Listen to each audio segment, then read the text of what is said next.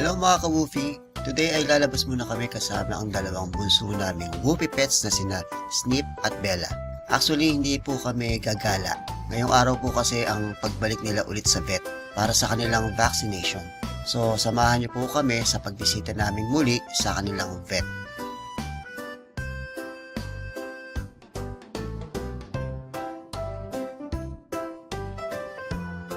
At andito na nga kami sa Tolentinas Animal Clinic and Grooming Center. Malapit lang kasi ito sa amin. Dito nagpapagroom ang aming mga fur babies, nagpapa-check up at nagpapabaksin.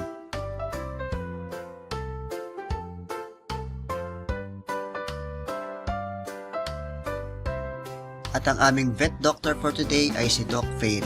Ang kanilang last na vaccine ay today. Opo. Ang susunod na po dyan, siguro nakasulat naman po dito lahat ng mga babalikan na eh. Alam nyo na rin naman yung routine natin, sir. Every 3 months po na deworm again. Susunod yun ulit mo. Okay. Ano na, ha? Okay. Any concern ko na, sir? Okay lang po. Okay? Ay, bagong ligo ah.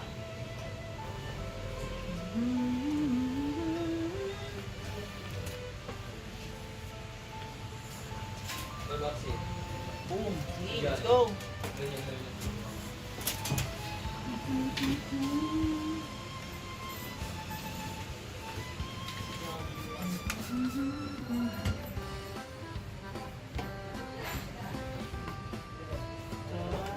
Vaccine.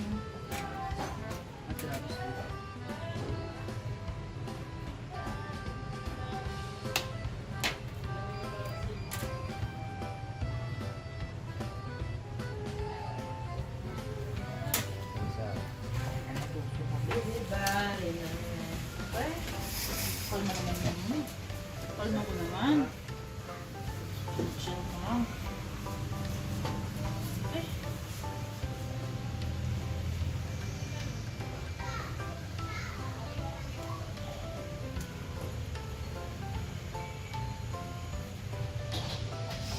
Sorry, babe, ha? Ito lang yan.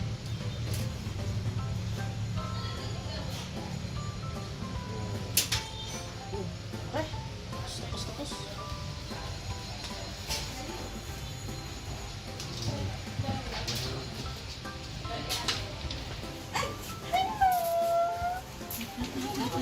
Hello, Doc. Cutie. Last Mukha na vaccine kayo. na ngayon. Mukha na kayong basahan. Pag-room na ako, sir. Oo.